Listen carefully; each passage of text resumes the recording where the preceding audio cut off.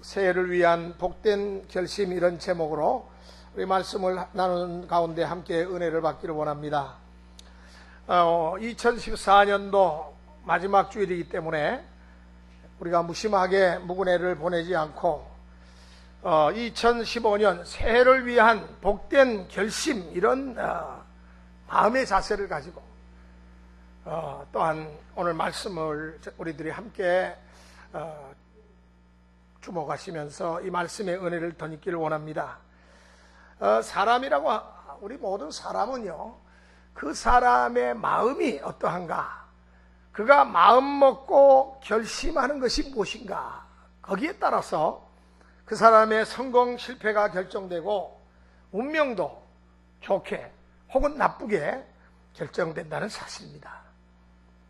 그래서 오늘 이제 2014년 마감하는 마지막 예배면서 또 새해를 이제 준비하는 그런 자리인데, 기왕이면은 물론 송구영 신집에도 남아있긴 합니다만, 그래도 우리가 여유있게 새해를 준비하기 위해서는, 이제 오는 해가 복된 해가 되기 위해서는 복된 결심이 먼저 우리에게 있어야겠기에 오늘 이 말씀을 전하는 것입니다. 자, 오늘 읽은 본문에 보면은 위대한 결심, 복된 결심, 참으로 아름다운 결심을 찾아볼 수가 있습니다. 그 결심의 주인공은 남자도 아닌 여성의 결심입니다. 한 과부의 결심입니다. 이방 여인의 결심입니다. 가난한 여인의 결심입니다.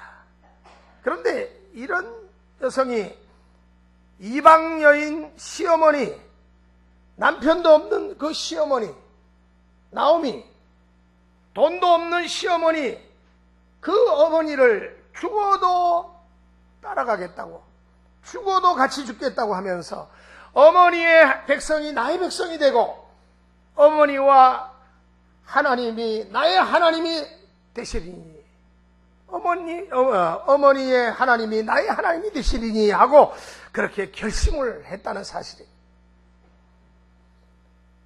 그녀의 이름은 룻입니다. 이방 여인 룻. 그녀가 이런 결심을 하게 되기까지는 시어머니 나오미가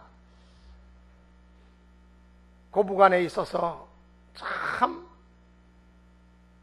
사랑으로 며느리를 잘 이끌어줬기 때문에, 시어머니가 착한 행실로 본을 보이고 어머니의 말씀도 잘, 어머니의 입을 통해서 하나님의 말씀을 잘 가르쳐서 육신의 슬픔과 고난도 능히 이길 수 있는 심정의 평안을 체험했기 때문에 이런 결단과 고백이 있어졌다고 저는 봅니다. 그렇기 때문에 며느리 룻은 자기 남편도 이미 죽었어요. 시아버지도 죽었어요. 돈 한 푼 없는 가난한 시어머니를 따라가겠다, 이런 결심, 정말로 어디서 나온 결심입니까? 이러한 위대한 결심을 그 여인이 했기 때문에 얼마나 큰 축복을 받습니까? 후일에 다윗 왕의 정조부가 되는, 정조 할머니가 되는, 정조모가 되는 예수 그리스도의 족보에까지 그 이름이 오르는, 유대인들은요, 여성은 족보에 안 올립니다. 그런데 특별히 여성이 족보에 오른 사람이 5명이 있는데 그 중에 한 사람, 그것도 이방 여인으로서 마태복음 1장 5절에 그 1장에 나오는 그 족보에 바로 이 여인 룻이라고 하는 여인의 이름이 올라갑니다. 우리도 신앙적인 굳은 결심을 바로 할 때 새해에는 참으로 복된 해가 될 것이고 앞으로의 여러분들의 생애가 더욱더 복될 것입니다. 그러면 새해를 위한 복된 결심, 어떤 결심을 우리가 마음에 준비하면 좋을까요? 첫째로 회개의 결심입니다. 우리 신앙이 생동감 있게 살아나려면 회개의 영이 우리 가운데 임하실 때 가능합니다. 우리가 새해에는 성령의 능력을 힘입는 한 해가 되기를 원합니다. 우리가 새해에는 무엇보다도 성령을 쫓아 행하는 교회가 되자, 이런 슬로건을 정하고 이 성령의 도우심을 힘입기를 원합니다. 그렇다면 여러분, 성령은 아무나 성령의 능력을 힘입을 수 없어요. 준비된 심령, 회개 많이 해서 성령께서 우리 안에 오셔서 우리를 통해서 역사하실 수 있도록 우리가 회개의 영을 구해야 됩니다. 회개의 영이 임하실 때 우리 심령이 깨끗해지고 우리가 마음에 다짐하는 일들을 능히 이룰 수 있는 능력을 성령께서 허락해 주십니다. 그러므로 지금까지의 죄와 잘못을 깨닫고 발견해서 철저히 회개하고 고치기 위한 결심입니다. 더러운 그릇에 좋은 것을 담아 가지고 얘 먹어라 이렇게 자식에게 줄 부모가 어디 있겠습니까? 마찬가지로 회개하는 일이 없이는 하나님께서 참된 복을 우리 성도들에게 주시지 않는다는 말씀입니다. 추악한 생각, 더러운 생각, 또한 잘못된 행실을 고치지 않고는 하나님이 주시는 신령한 복을 받을 수가 없습니다. 죄를 회개하지 않으면 하나님과의 올바른 성령이 우리 안에, 우리가 성령 안에 거하시는 신비로운 연합을 이룰 수도 없고 올바른 관계를 맺을 수도 없고 축복을 받을 수도 없습니다. 그러니까 교회를 아무리 오래 나와도 복을 받지 못하는 이유 중에 하나가 뭡니까? 주의 말씀을 쫓아서 성령의 능력을 힘입고 우리가 성령 안에서 이 놀라운 성령의 도우심의 손길을 힘입고 살아갈 때에 우리의 삶은 참으로 놀라운 하나님의 은혜와 축복을 덧입는 그러한 삶이 될 것입니다. 이사야 55장 7절에 악인은 그 길을 불의한 자는 그 생각을 버리고 여호와께로 돌아오라. 그리하면 그가 긍휼히 여기시리라. 우리 하나님께로 돌아오라. 그가 너그럽게 용서하시리라고 말씀하십니다. 그러니까 회개라고 하는 것은 지식적으로는 죄를 깨달아 아는 것이고 감정적으로는 내가 지은 죄를 이것을 슬퍼하고 애통하면서 부끄럽게 여기는 것입니다. 그러니까 이런 마음의 준비가 일어나야 돼요. 죄를 즐기면 안 돼요. 죄를 슬퍼하고 부끄럽게 여기면서 또 의지적으로는 이것을 더 이상 내가 갖고 있다가는 나만 망하는 것이 아니라 우리 가족이 다 망하겠구나. 우리 공동체가 망하겠구나. 아간같이 의지적으로 버리기로 결심하고 돌아서는 것입니다. 그러면 회개라고 하는 것은 돌아선다는 의미가 있어요. 구약적인 의미와 신약적인 의미가 조금 달라요. 구약적인 의미는 하말티아, 저기 있는 관역을 향해서 화살을 날렸는데 관역에 맞지 않고 옆으로 날아갔다, 빗나갔다. 그러니까 하나님의 뜻에 빗나가는 것이 이것이 죄입니다. 그러니까 회개라고 하는 것은 내가 하나님의 뜻에 빗나가는 삶을 산 것을 돌이켜서 하나님의 뜻에 맞게 정확하게 그 하나님이 원하시고 기뻐하시는 그 뜻, 그 관역을 향해서 우리가 나갈 때 이것이 올바른 회개죠. 또한 신약적인 회개는 내가 걸어가는 이 길이 잘못된 길인데 내가 남쪽으로 가야 되는데 북쪽으로 간다면 이건 돌이켜야 됩니다. 돌아서야 된다는 이야기죠. 우리 사랑하는 성도 여러분, 문해가 다 지나가기 전에 성령의 밝은 조명을 우리가 받아서 죄를 철저히 끊고 회개할 수 있는 그러한 마음의 결단이 우리에게 있어지시기를 바랍니다. 시편 139편 23절 이하에 보니까 하나님이여 나를 살피사 내 마음을 아시며 나를 시험하사 내 뜻을 아옵소서. 내게 무슨 악한 행위가 있나 보시고 나를 영원한 길로 인도하소서라고 말씀했습니다. 하나님은 진실하게 회개하고 솔직하게 회개하고 돌이키는 자를 용서하시고 은혜를 베풀어 주신다고 말씀합니다. 우리 하나님께 용서받지 못할 죄가 과연 있을까요? 난 엄청난 죄를 지어서 나는 용서받을 수 없는 죄인이야. 전도해 보면은요, 아유, 나 같은 죄인이 어떻게 교회를 갑니까? 교회는 그래도, 떳떳한 사람들이 가는 데 아닙니까? 나는 못 갑니다. 용서받지 못할 죄가 없어요. 하나님 앞에는. 돌이키는 자를 용서해 주시고 은혜를 베풀어 주시는 하나님이십니다. 예수 그리스도의 피로 씻지 못할 죄가 없다는 사실입니다. 요한일서 1장 7절에 보니까 하반절에 그 아들 예수의 피가 우리를 모든 죄에서 깨끗하게 하실 것이요, 예수의 피는 우리의 모든 죄를 다 깨끗하게 하신다 그랬어요. 일본에서 있었던 일입니다. 어느 미모의 여전도사님이 계셨는데, 이분은 전도사님이 되기 전에 어느 큰 기업가의 부자의 첩으로 살았습니다. 이분은 첩으로 살면서 너무나도 삶이 참 건조하고 공허하고 답답한 그러한 마음을 갖고 있다가 누군가가 전도를 해서 교회를 나갔어요. 이 교회를 나가니까 제일 먼저 부딪히는 게 뭡니까?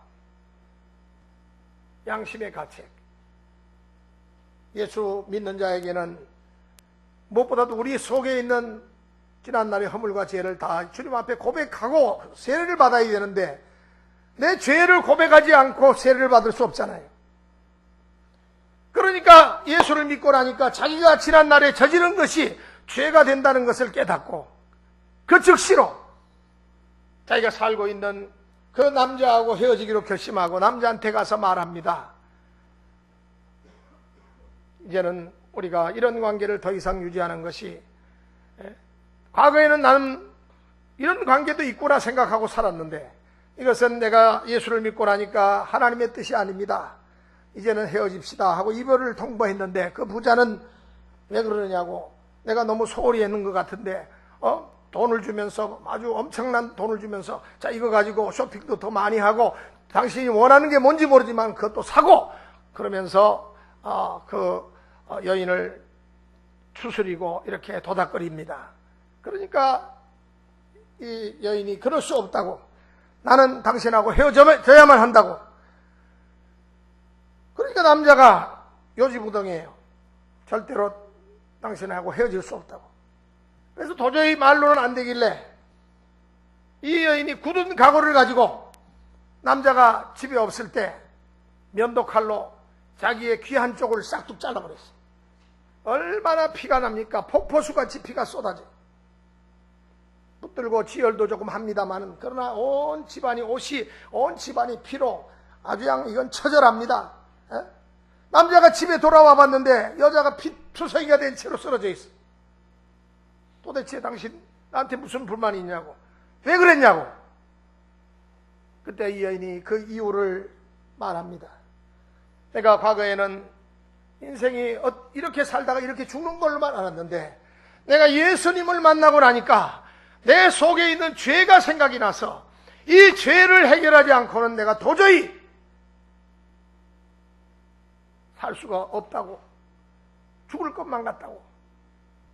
만약에 이래도 헤어지지 않는다면 남아있는 이 한쪽 귀마저도 내가 지금 당장 잘라버리겠다고, 그러면서 큰 가위를 들이대는 거예요. 그제서야 그 남자가 너무 놀라가지고, 그래, 당신이 정말로 그렇게 신앙생활을 하겠다면 내가 뭐 더 이상 말리지 않겠다고, 그래 헤어지자고. 그렇게 해서 헤어졌답니다. 그래서 그 후에 이 여인은 신학교에 가서 공부를 하고 여전도사가 됐는데, 어떤 일을 하냐면 자기같이 율락 생활을 하다가 좋은 사람을 만나가지고, 그 사람들이 말하는 좋은 사람이란 돈 많은 사람을 만나서 첩생활을 하는 그런 여인들에게 전도를 하는 거예요. 율락녀들과 이 첩들에게 전도를 해가지고 많은 사람들을 주님께로 인도하는 그와 같은 사역을 감당하는 그런 전도사님이 있습니다. 죄 문제가 우리 앞에 딱 뻗뛰고 있으면은, 우리 앞길을 막고 있다면은 더 이상 나갈 수가 없어요. 죄 문제가 내 인생을 발목을 잡는, 참으로 그 죄 때문에 인생을 승리할 수가 없는 것입니다. 내 죄 문제를 해결하고 그 장애물들을 제거할 때 생명의 길이 활짝 열리게 되는 것입니다. 우리 하나님은 죄를 사랑하지 않습니다. 죄를 미워하십니다. 그렇기 때문에 아무리 똑똑하고 잘나도 죄를 품에 안고 있으면 절대로 그 사람은 성공적인 인생을 살아갈 수가 없습니다. 물론 똑똑하고 자기 능력이 있어가지고 자기 능력만큼의 이 땅에서의 물질의 축복은 받을 수 있을지 모르나, 그러나 영원한 하나님의 나라로 이어지는 생명의 길에서는 낙오될 수밖에 없는 것입니다. 두 번째로 생각할 수 있는 결심은 성경 말씀을 새해에는 무슨 일이 있어도 꼭 읽기로 한 결심입니다. 우리 새서울교회는 새벽마다 성경을 통독합니다. 제가 여러 해 동안 설교를 한 15분 설교를 해보니까 설교의 어떤 감동이나 영향보다는 이 말씀이 역사하는 능력이 더 강하다는 것을 제가 깨달았어요. 그래서 성경 5장씩 읽습니다. 새벽에 제가 한 장 읽고 교우들이 한 장 읽고 이렇게 해서 성경을 5장을 읽는데, 오늘 새벽에는 주일날 새벽은 많이들 덜 나오시죠. 적게 나오시죠. 더군다나 새벽에 요즘 엄동설한 날씨가 춥다 보니까 우리 손영기 장로님만 나오셔서 두 사람이 나올 때도 제가 한 장 읽고 또 장로님 한 장 읽고 이렇게 해서 또 오늘 사사기를 다 끝냈습니다. 그러니까 지난 한 해 우리 신약 성경 2독 통독해서 2독, 구약 1독, 그리고 다시 창세기부터 시작해서 사사기까지 지금 끝났어요. 저는 2독을 목표로 했는데 좀 욕심인 것 같아요. 해마다 1독 하다가 2독을 하려니까 작년에도 못 끝냈고 올해도 못 끝낼 것 같아요. 만약에 몇 장을 더 추가하면 될 수 있는데, 그렇게 되면은 또 개인기도 시간이 또 너무 줄어드니까 이조시로 계속 나갈 계획입니다. 여러분, 성경을 자꾸 읽게 되면은요, 우리가 이 육의 양식이 우리의 육체를 건강하게 하듯이 하나님의 말씀이 우리 속에 들어가면은 우리의 영혼이 건강해져요. D.L. 무디 선생이 이런 말씀을 했습니다. 성경이 죄로부터 당신을 지켜주든지 죄가 성경으로부터 당신들을 지켜주든지 택하라. 의미심장한 이야기 아닙니까? 성경이 죄로부터 여러분들을 지켜주든지 성경을 택하든지 죄가 성경으로부터 여러분들을 지켜주든지 택하라는, 사느냐 죽느냐입니다. 우리 인생은 하나님의 말씀을 매일 읽고 묵상하는 생활을 하지 않고는 죄를 이길 수가 없어요. 하나님을 가까이 하는 경건 생활을 할 수가 없다는 이야기입니다. 성경을 가까이 해야 돼요. 그래서 다윗은 결심합니다. 내가 주의 법도를 묵상하며 주의 도에 주의하며 주의 율례를 즐거워하며 주의 말씀을 잊지 아니하리이다. 이어서 복 있는 사람은 하나님의 말씀을 주야로 묵상하는 자로다. 우리도 새해에는 더욱 복된 사람이 되고 2015년이 복된 새해가 되기 위해서는 매일 이 성령의 감동으로 기록된 말씀인 이 하나님의 말씀, 이 성경 말씀을 우리 신비에 육비에 새겨야 되겠습니다. 이걸 규칙적으로 읽고 교회 와서는 하나님의 말씀, 설교 말씀에 귀를 기울이기로 제3 결심하는 그런 시간이 되어졌으면 합니다. 그런데 어떤 신자들은 성경을 정말로 안 읽어요. 월간 잡지나 주간 잡지는 구독까지 하면서 열심히 읽는데 소설이나 신문은 얼마나 열심히 읽는지 몰라요. 꼭꼭 빼놓지 않고 읽습니다. 그런데 성경 말씀은 전혀 읽지 않아요. 그러다가 주일날이 오면은 어느 구석에다가 이렇게 놔뒀던 혹은 처박아뒀던 성경을 그저 먼지만 훅 이렇게 들고 오는 그런 분들이 있어요.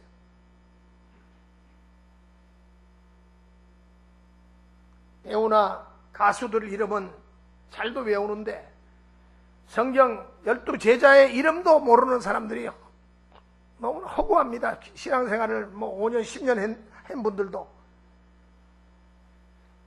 우리 새해에는 매일 일용할 양식인 음식을 먹듯이 이 영혼의 양식인 하나님의 말씀을 우리가 꼭 섭취해서 우리의 영혼이 강건해지는 놀라운 우리 하나님이 주시는 축복의 역사가 임할 수 있도록 결심하시는 우리 모두가 되시기를 바랍니다. 그렇게 할 때 아마도 놀라운 변화와 축복이 새해에는 임할 것입니다. 세 번째로 새해를 위한 우리의 복된 결심이 또 있는데 기도하는 결심입니다. 기도하기로 결심하는 겁니다. 여러분, 기도는 너무나도 많이들 기도하니까 기도는 뭐 그냥 대충 해도 되는 걸로만 생각하는데 그렇지 않습니다. 지난 한 해 힘써 부르짖는 기도로 세상을 변화시키자, 그렇게 슬로건을 정했어요. 여러분, 부르짖는 기도를 하루에 얼마나 하셨습니까? 저는 하나님 앞에서 지난 한 해 동안 제가 용서하시고 들으십시오. 정말로 부르짖어야 되겠다는 생각이 제 마음속에 너무 간절히 들어와서 1시간 이상, 매일 1시간 이상, 새벽 기도 빼고 1시간 이상을 부르짖었어요. 오늘 새벽에 집에서 나올 때도 부르짖고, 집에 들어갈 때도 부르짖고, 집이 머니까 이게 부르짖기가 좋아요. 예?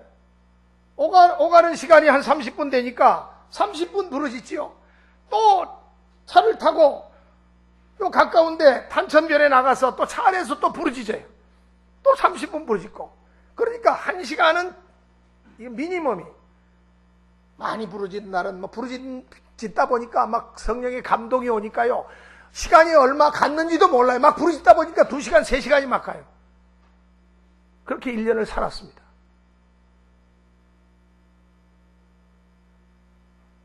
여러분, 하나님 앞에 우리가 기도해야 돼요.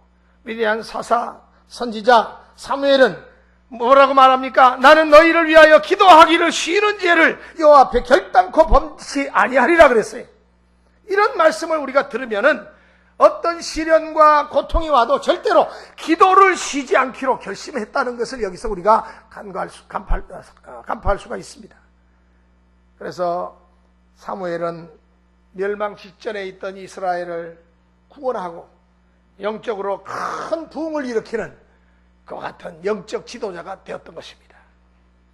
다윗도 시편 116편에서 말하기를 그 귀를 내게 기울이셨으므로 내가 평생에 기도하리로다, 이렇게 말했습니다. 평생 동안 기도하겠다는 거예요. 다니엘은 하루에 3번씩 예루살렘을 향해서 열린 창문을 열고 기도하는 생활을 끝이지 않았어요. 그러니까 마귀가 얼마나 시기하고 질투합니까? 이 다니엘로 하여금 기도하지 못하게 생명의 위협을 가합니다. 사자굴에도 쳐넣습니다. 그러나 이 규칙적인 기도 생활을 양보하지 않았습니다.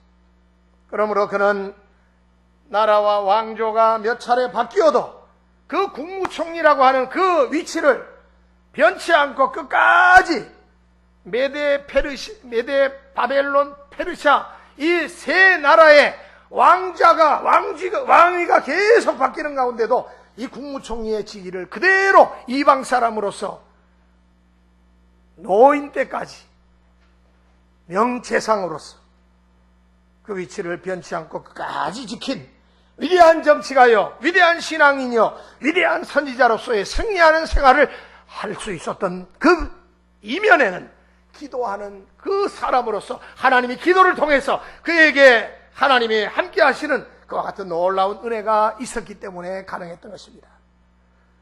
우리 새해를 준비하면서 우리 성도들은 나라와 민족을 위해서, 아시아와 세계 복음화를 위해서, 우리 새서울 재단을 위해서 매일 첫 시간을, 새벽에 나오셔서 첫 시간을 드리면 더 좋지만은 눈 뜨는 그 시간, 첫 시간을 하나님께 기도하는 생활을 습관화하시면서 기도로서 이렇게 내 삶을 드리겠다고 하는 그러한 결심이 있어지시기를 바랍니다.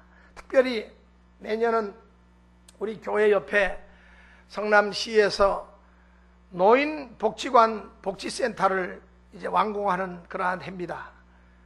그동안 우리가 옆에 저 부지에다가 복지센터가 들어서게 해달라고, 문화센터가 들어서게 해달라고 얼마나 기도를 많이 했습니까?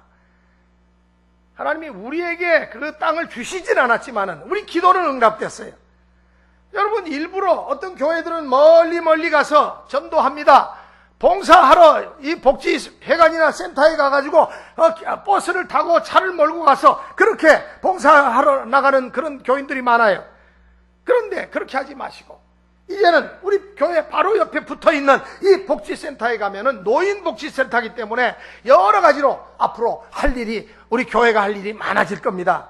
봉사하고 전도하면서 하나님 앞에 참으로 우리의 전도의 이 귀한 센터를 허락해 주신 거 감사하면서 이를 위해서 우리 돈을 들여서 이 건물을 세우려면 얼마나 많은 공력이 들어갑니까? 그런데 하나님께서 우리 기도를 들으셔서 성남시의 돈을 들어가지고 우리 교회 옆에다 딱 세워주셨어요. 할렐루야! 얼마나 감사합니까? 그래서 이제 완공되는 그날에 우리 교회가 정말 환영 축하 화환도 좀 많이 준비해가지고 이제 거기다가 이제 갖다 놓고, 그리고 우리 교회가 할 수 있는 길을 또 그 담당자들하고 이제 상의하면서 찾아가다 보면은 이것이 하나님의 기도의 응답인가 응답이 아닌가는 그때 가보면 알아요. 기도야말로 성공의 비결이고 부흥의 비결이고 문제 해결의 비결이고 축복의 비결이라는 사실을 기억하시기 바랍니다. 그 다음 또 하나, 우리 새해를 위한 우리의 복된 결심이, 어떤 결심이 있어져야 되겠습니까? 전도하기로 결심하는 것입니다. 여러분, 교회가 존재하는 이유는 마치 불이 타오르기 위해서 존재하듯이 교회는 전도하기 위해서 존재하는 단체입니다. 영혼 구원하는 단체가 바로 교회입니다. 그래서 사도 바울은 말하기를 헬라인이나 야만인이나 지혜 있는 자나 어리석은 자에게 다 내가 빚진 자라. 그러므로 나는 할 수 있는 대로 로마에 있는 너희에게도 복음 전하기를 원하노라.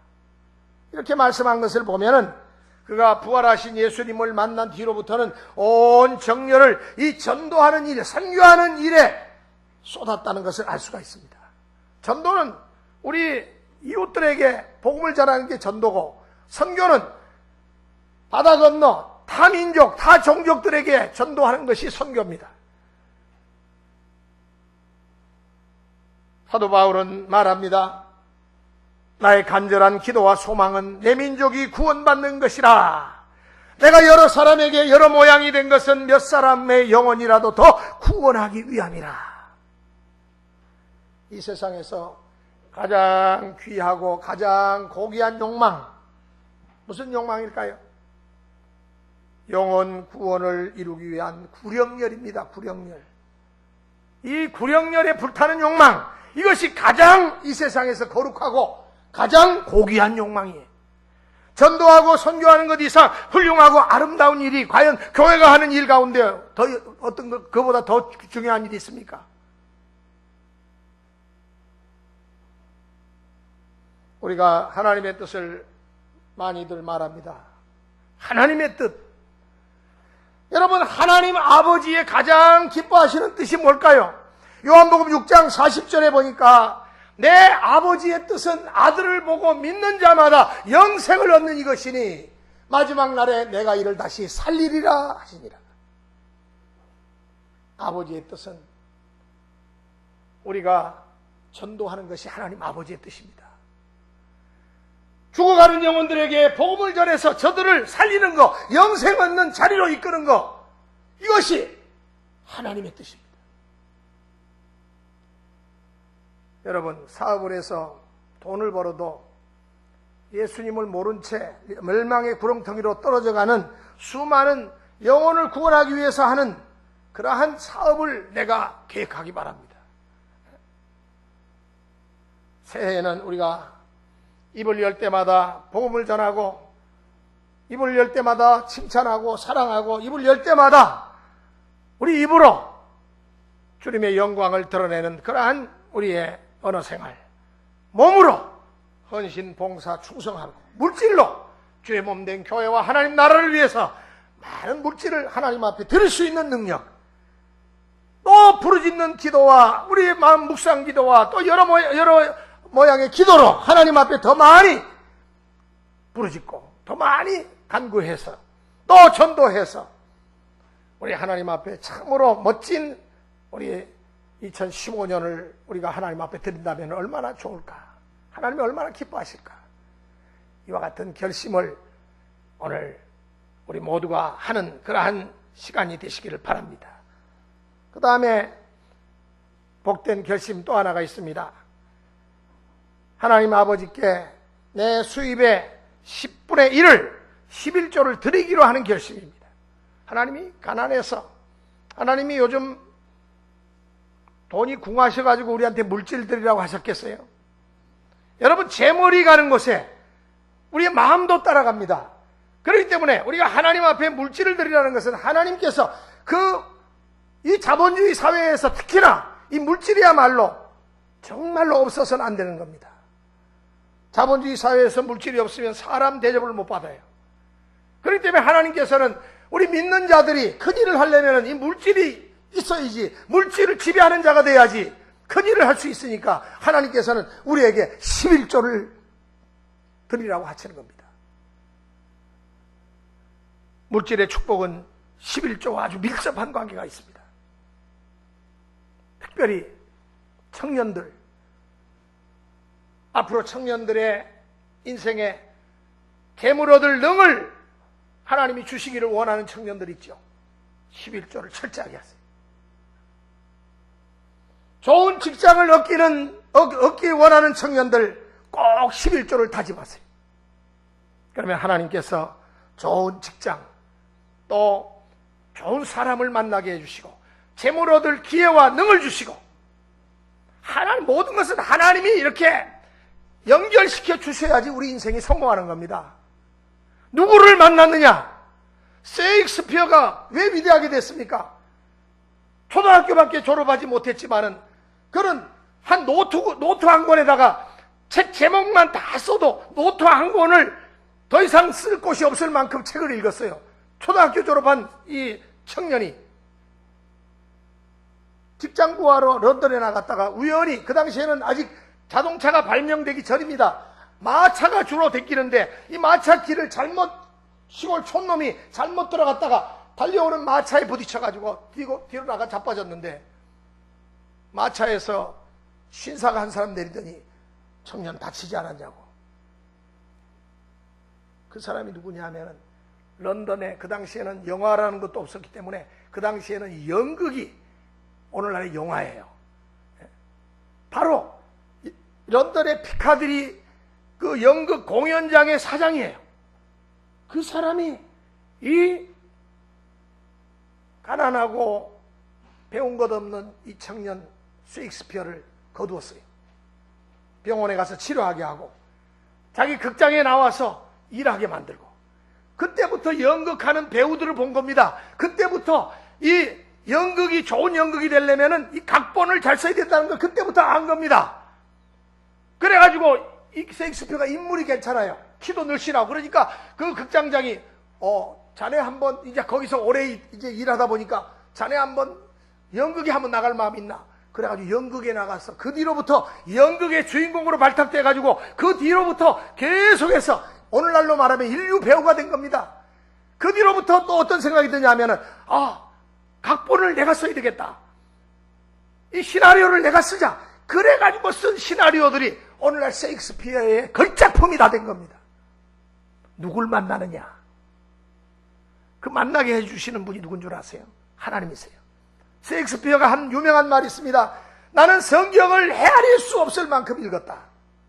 성경을 헤아릴 수 없을 만큼 읽어놓으니까 하나님이 그 아들의 나가는 길을 인도해 주시는 겁니다. 영국 빅토리아 여왕이 한 유명한 말이 있습니다. 인도하고 인도를 다 준다고 해도 셰익스피어하고는 바꿀 수가 없다. 위대한 대문호가 된 겁니다. 하나님 앞에 우리 인생이 성공적인 인생을 살기를 원하십니까? 그렇다면 11조를 꼭 드리세요. 축복과 직접적인 관계가 있는 결심치고 이 11조의 결심보다 더 좋은 결심은 없습니다.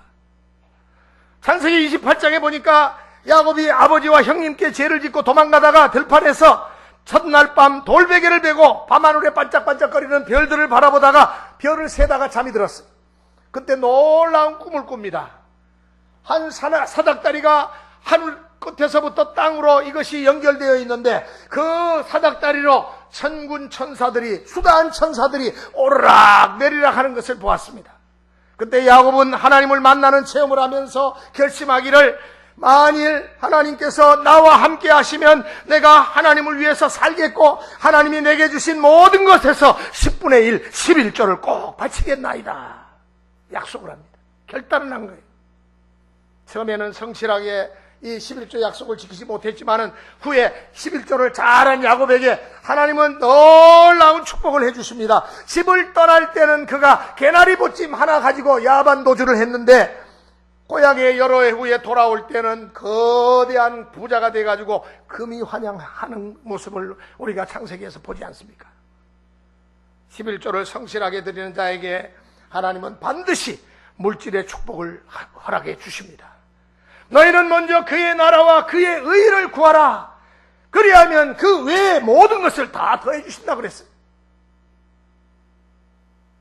11조를 하나님께 먼저 드리는 생활을 할 때 반드시 필요한 모든 것을 공급해 주시면서 이제 때가 되면은 하늘 창고를 활짝 열어가지고 물 붓듯이 쏟아부어 주시는 것입니다.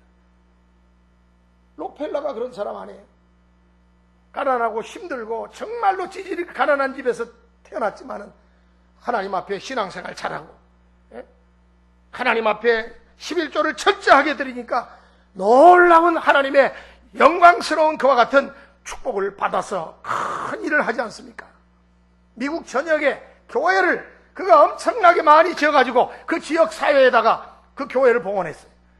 여러분 맨하탄에 가보십시오. 뉴욕 맨하탄에 가보면 리버사이드 처치, 허드슨강 옆에 리버사이드 처치가 있는데 으리으리한 교회입니다. 그 교회를 수천억 원에 지어가지고 뉴욕시에다가 무상으로 봉헌했잖아요. 뉴욕을 여행하는 사람들 꼭 리버사이드 교회를 가보세요. 으리으리합니다.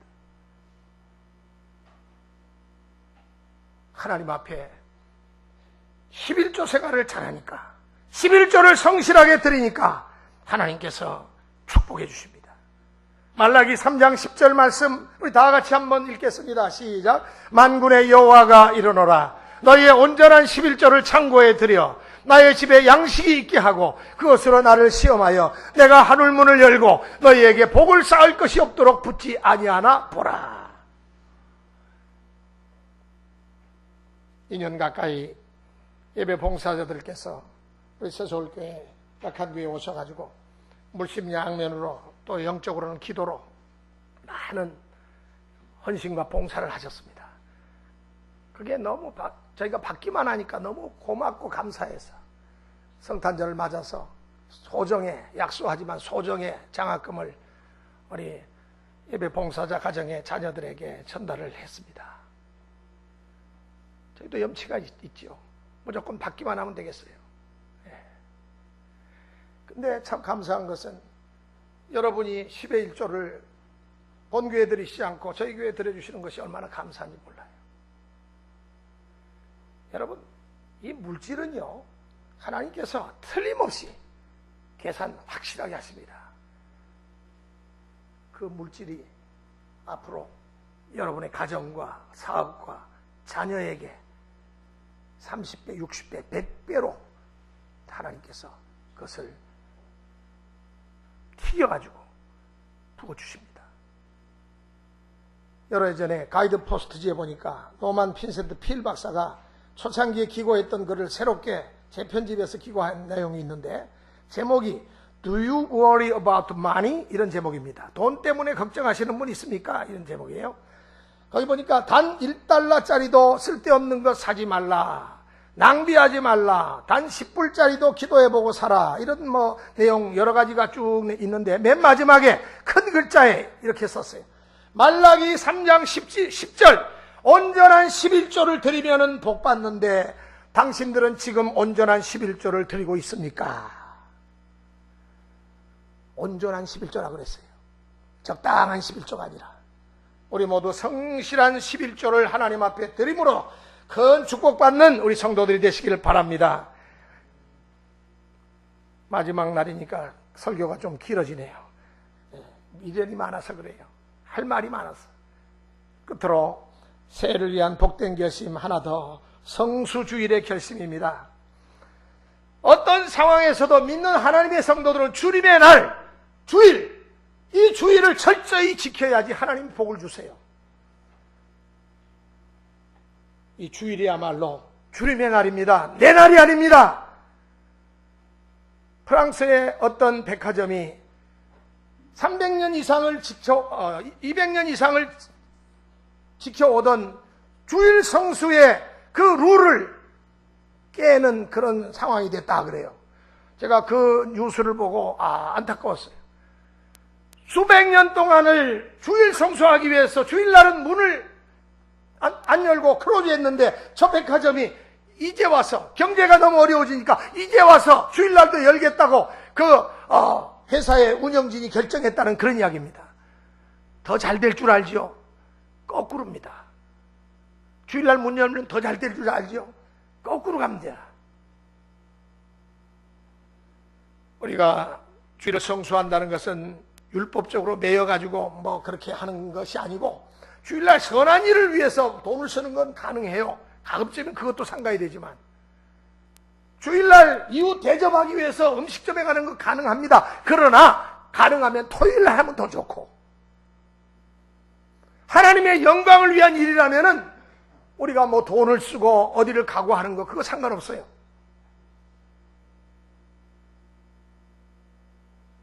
지금 당장 생명이 죽고 사는 문제나 원수마귀 집단인 저 김정은의 세력이 쳐들어와서 국방에 문제가 생기다든지 혹은 금방 죽어가는 환자가 들어왔는데 예수 믿는 의사가 나는 주일 지킨답시고 돌려보낸다든지 이런 건 안 돼요. 우리 개인의 육신의 일이나 육신의 오락을 위해서 주일을 보내서는 안 된다는 이야기입니다.